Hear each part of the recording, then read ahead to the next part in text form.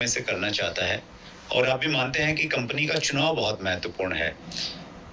क्या ऐसे साधारण से पैरामीटर हो, एक आम आदमी, गाँव में रहने वाला व्यक्ति आदमी समझ जाए कि यार ये कंपनी सही है, इसके साथ मुझे जुड़ना चाहिए? पहला क्राइटेरिया सीधा-सीधा है। 90% लोग ना प्रोडक्ट पर खेलते हैं।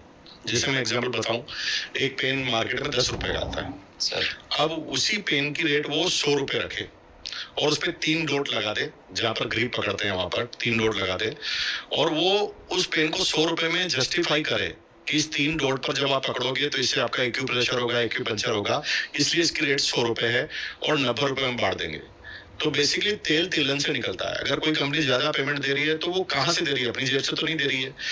जब भी हमें ऐसा लगे कि हम जिस चीज में अपने स्टैंडर्ड में जो प्रोडक्ट जिस रेट में खरीद रहे थे उससे ज्यादा में कोई प्रोडक्ट बेचा जा रहा है और उसके ऊपर कमीशन बांटा जा रहा है, तो वो कंपनी ज्यादा लंबे समय तक चलने वाली नहीं है, चाहे क्वालिटी कितनी भी अच्छी हो।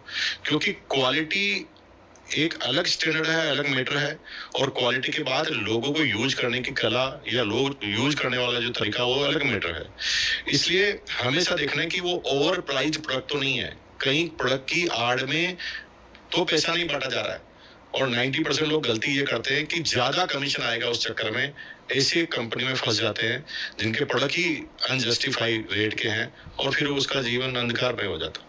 तो पहला तो प्रोडक्ट देखना है सर, प्रोडक्ट मतलब रीजनेबल रेट के होने चाहिए। राइट। और क्या क्राइटेरिया है सर? दूसरा क्राइटेरिया है कि कंपनी के जो मालिक हैं उनकी सोच क्या है डायरेक्ट सेलिंग के प्रति। अगर डायरेक्ट सेलिंग की समझ उनके पास है तो कभी भी इसलिए प्रोडक्ट की रेट नहीं बढ़ाएंगे कि हमें कमीशन ज्यादा बांटना है। तो इंडियन रेट के प्रोडक्ट हो, इंडियन कल्चर के प्रोडक्ट हो, और आदमी आम आदमी क्या सोचता है उसके प्रोडक्ट हो, तो कंपनी चलेगी। ये मेन चीज क्राइटेरिया है।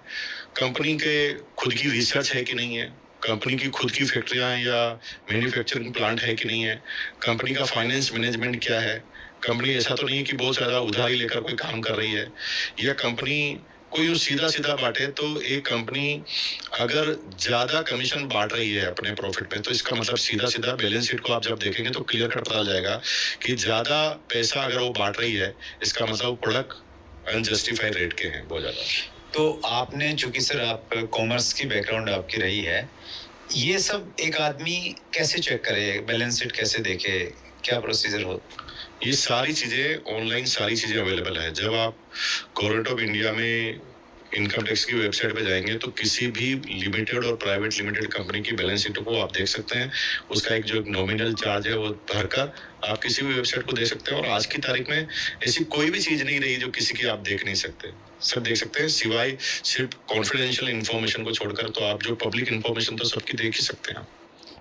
आपने चिकन रोल बस 5 मिनट खेला है, पहली फीलिंग क्या है? पहले लगा मुश्किल होगा, लेकिन पैसा निकलना तो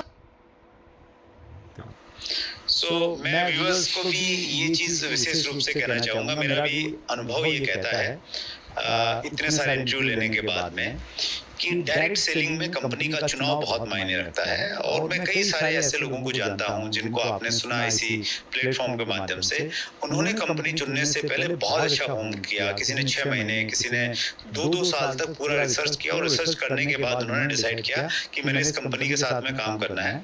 और वो लोग 15-15, 20-20 साल से उन्हीं कंपनियों के साथ में सक्सेसफुली काम कर रहे हैं। तो आप जल्दबाजी मत दिखाएं। आपका कोई दोस्त है, आपका कोई रिलेटिव है, किसी ने बोल दिया